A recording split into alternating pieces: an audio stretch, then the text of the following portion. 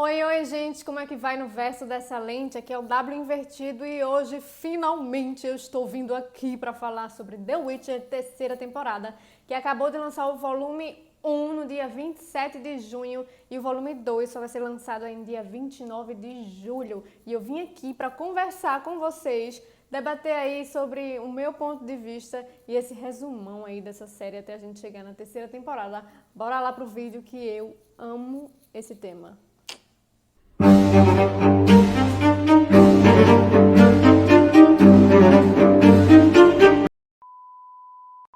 E dia 27 de junho finalmente chegou, parecia que não chegaria, mas chegou. E chegou trazendo novos personagens, chegou trazendo uma trama aí bem legal na continuação da nossa história. Mas antes de chegar na terceira temporada em si, vamos ali fazer um resumão do que aconteceu na primeira e na segunda temporada em relação a essa família que a gente está vendo aí na terceira temporada.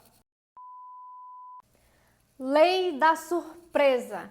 Galera, vale lembrar aqui que na primeira temporada a gente conhece o Geralt, né, o lobo branco, o bruxo de cabelos brancos que caça monstros aí em troca de dinheiro. Esse é o trabalho dele, ele mata monstros em busca de dinheiro. E aí ele tem aquele lance de que ele sempre viaja sozinho, ele não é uma pessoa que trabalha em grupo.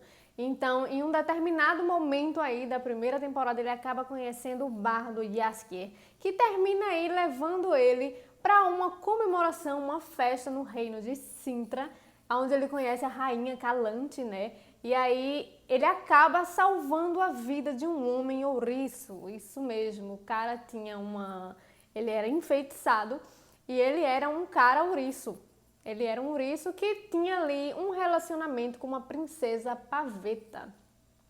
Mas claro que como ele não seria muito bem visto pela rainha Calante e ele estava ali em busca de conseguir a mão da princesa paveta em casamento, ele ali acabou sofrendo uns problemas no meio da festa e o Geralt acaba por salvar a vida dele. E nesse universo aí, a gente tem uma lei que chama de a lei da surpresa, aonde, por exemplo, se eu salvo a sua vida, você me deve algo que você tem e ainda não sabe.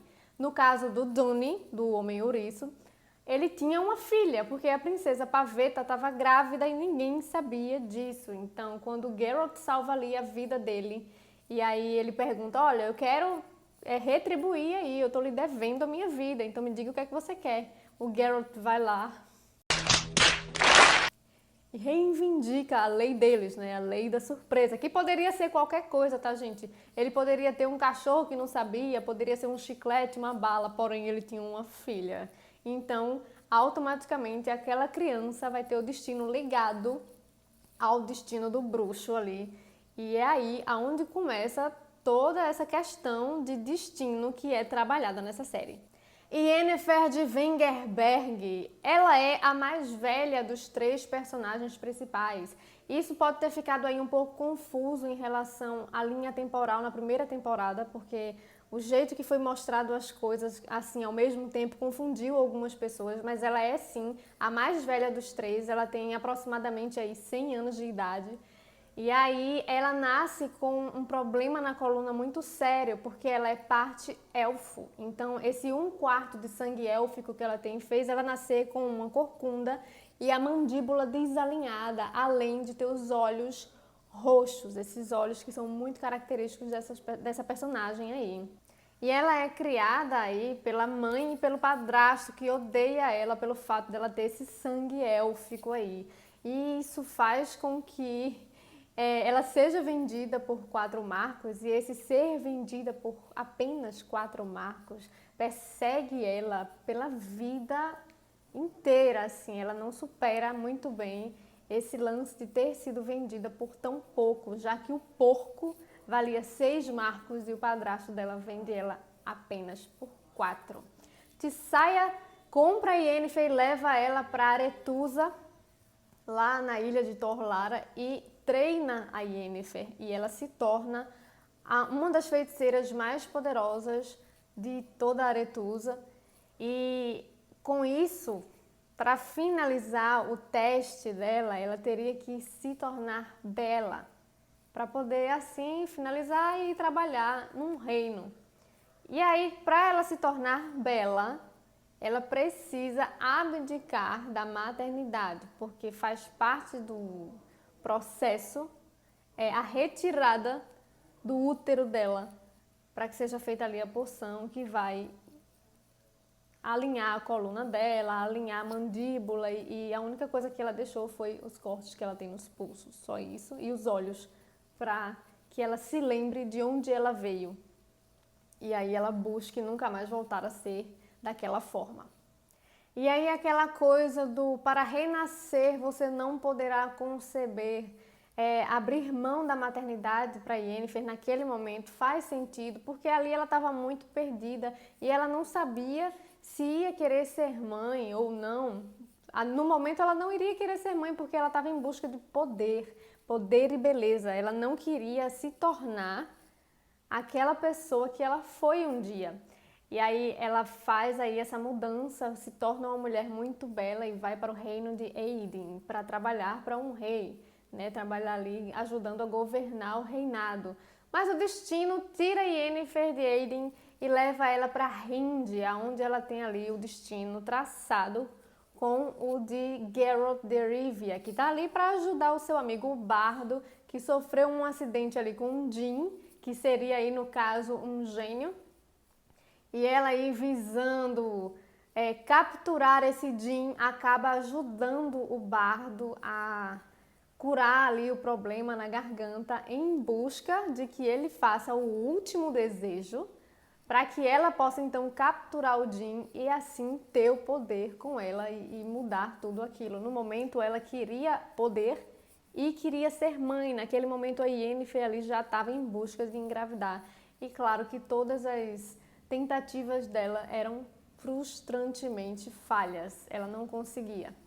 No desenrolar dos fatos ali daquele episódio, a gente descobre que o detentor dos desejos do Djinn não era o Bardo, e sim o bruxo, ou seja, ela salva o Bardo em busca daquele poder, quando na verdade o último desejo estava ali, sempre esteve nas mãos do bruxo, mas ali ela já estava muito enredada ali naquela poção para pegar o Djinn já estava putaço com ela, entendeu? Querendo matar ela.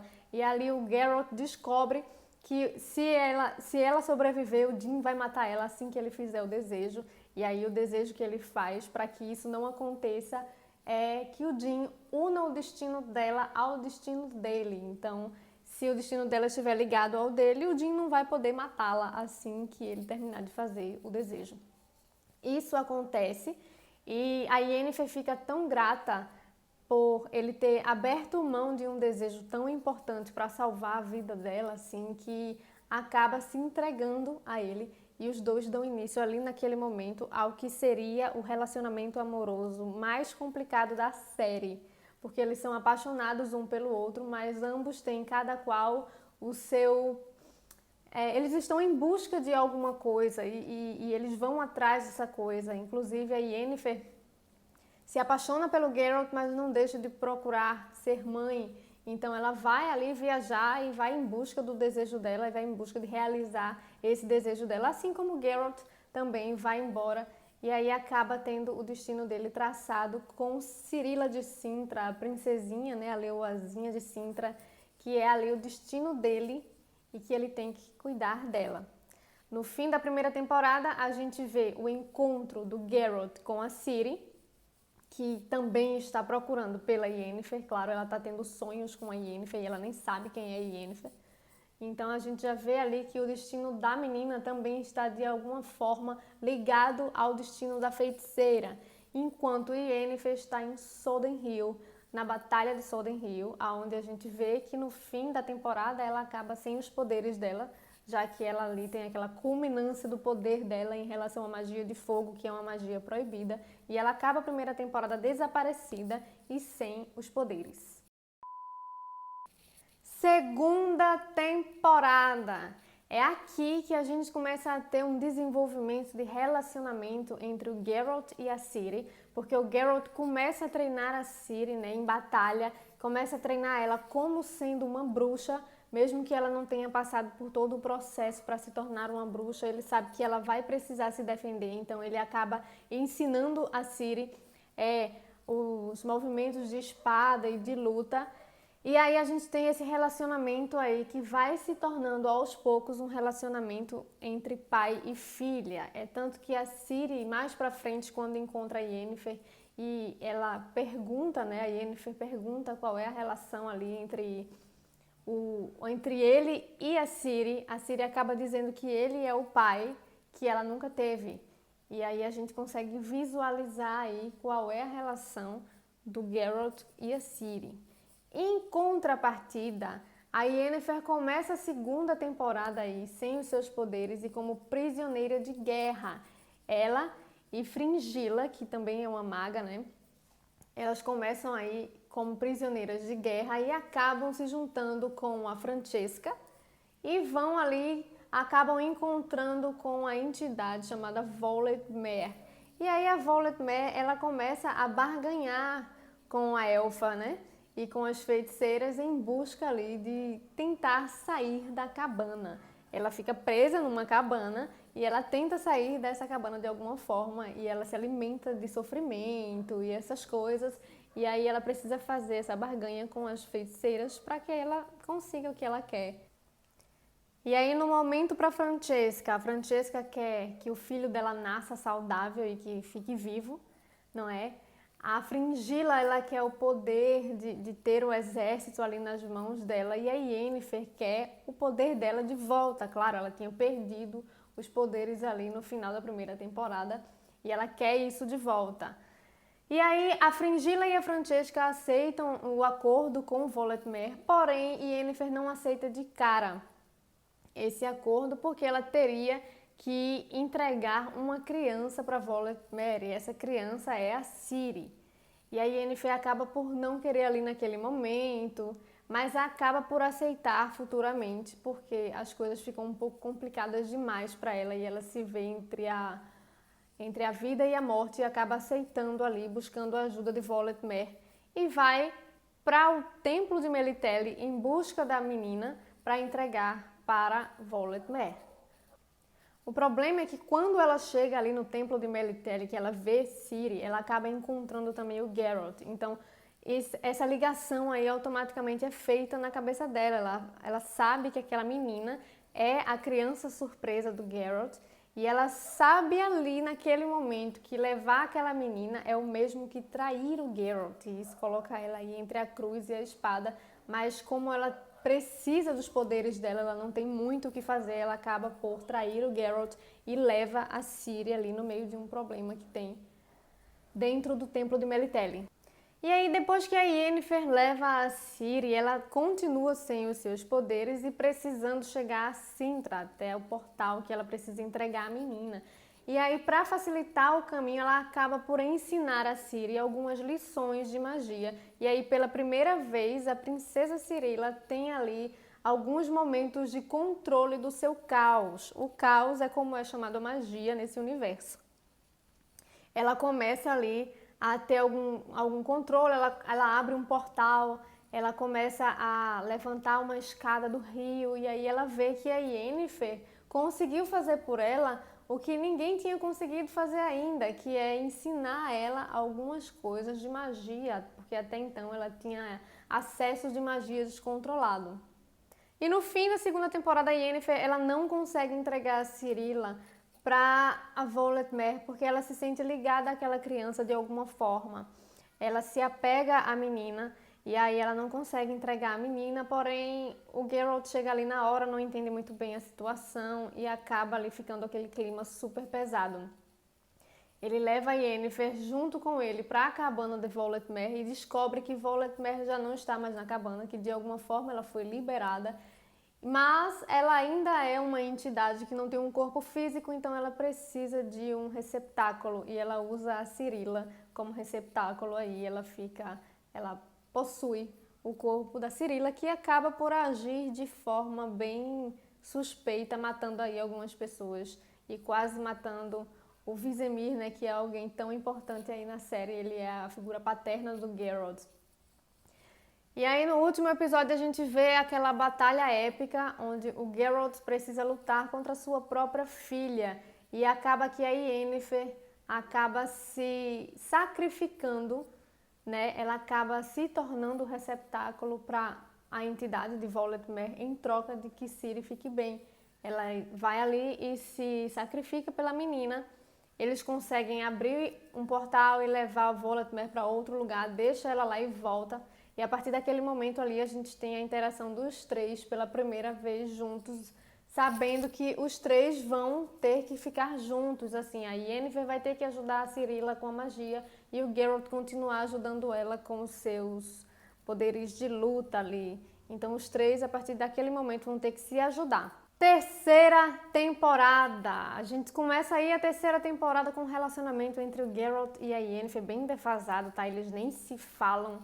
A Yennefer continua ali dando aulas diárias de magia para Ciri, mas o relacionamento dela com o Geralt é um fiasco, assim, eles não conseguem nem manter um diálogo, até que ela tem a ideia de mandar cartas para ele, né, com o vocativo aí de querido amigo. E isso é uma coisa muito legal que eu, de minha parte, amei, porque tem aí umas cartas no livro Sangue dos Elfos, que a Yennefer escreve realmente ali cartas para o Geralt, e ela tá muito puta com ele, porque ele não, nos livros, né, ele não chamou ela como primeira opção para ser aí a mentora da Ciri, e ela fica sabendo disso, fica muito puta com ele, e acaba escrevendo várias cartas, deixando bem claro, caro amigo.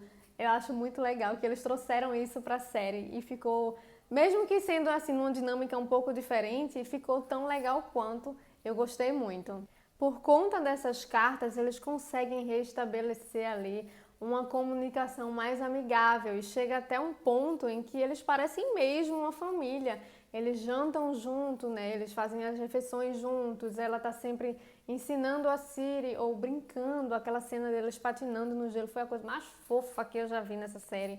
E aí o Geralt fica sempre ali cuidando da segurança delas. Nisso, eles têm que estar sempre mudando de caminho, mudando de casa, porque o Mago do Fogo está sempre ali, ó, um passo atrás, e eles não podem se deixar ser pegos, então eles estão sempre viajando e mudando de casa, passam meses nessas viagens, até que eles veem que não tem como fugir e começam aí a atrair o Mago de Fogo para que possa finalizar, dar um basta nele, e aí poder seguir em frente sem ter ele ali com o pezinho sempre atrás.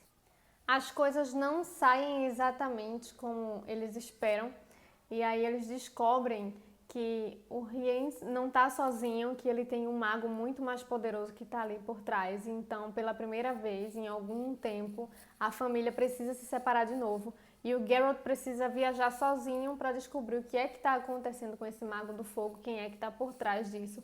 E aí Yennefer tem a brilhante ideia de levar Ciri para Aretusa. Exatamente, porque ela acha que lá é o lugar mais seguro e lá ela vai ter muito mais oportunidade de ensino, já que a Tissaia pode muito bem ali dar uma força em relação à educação da menina. Nesse período em que a Yennefer fica junto com a Ciri, elas ficam sozinhas por algum tempo, a gente vê aí esse relacionamento materno ser construído, a gente vê que a Yennefer realmente se torna mãe da Ciri, mas é um relacionamento um pouco complicado, porque a Yennefer sempre quis ser mãe, mas ela nunca teve a oportunidade de ser mãe e nem ter esse contato com alguém mais maternal, assim. A pessoa mais próxima de uma mãe que a Yennefer teve foi a Tissaia. Mas a Tissaia foi aquela mãe que era uma mãe muito rígida e que estava ali para ensinar. Ela era reitora da escola, mesmo tendo essa visão materna, ainda assim era uma visão materna muito grosseira, entende? E aí a Yennefer tenta aí lutar contra isso para se tornar cada vez mais uma versão melhor dela para Ciri. Mas aí ela tem algumas desavenças aí com a menina e elas brigam, mas fazem as pazes. E isso é muito legal você ver essa construção de relacionamento materno entre as duas. E uma coisa muito legal que eu gostei também foi de acompanhar o crescimento da Ciri, Porque, querendo ou não, a gente vê que a Ciri, comparada à primeira temporada, ela cresce bastante, ela amadurece bastante, tanto em relação aos poderes mágicos, como em relação à luta e em relação a como pessoa mesmo, ela amadurece muito. E aí a gente tem o quinto episódio, que foi uma das melhores coisas que já aconteceu nessa série inteira, na minha opinião, porque esse quinto episódio traz aí de volta esse romance entre o Geralt e a Yennefer, né, que a gente tanto esperou. Ele traz de volta esse romance e aí também traz todo aquele glamour, né, dos magos e feiticeiras que são tão glamurosos e que eu tava com saudade disso. Na verdade, eu tava com saudade sem nem saber. Eu senti que eu tava com saudade quando apareceu ali tudo aquilo naquele baile de Tenned, né, que futuramente vai se tornar o golpe de Tenned. Eu acho que essa vai ser a chavezinha que vai girar aí nesse volume 2 que vai chegar no dia 29. A gente vai ter o golpe de Tenned e vai ser babado, viu?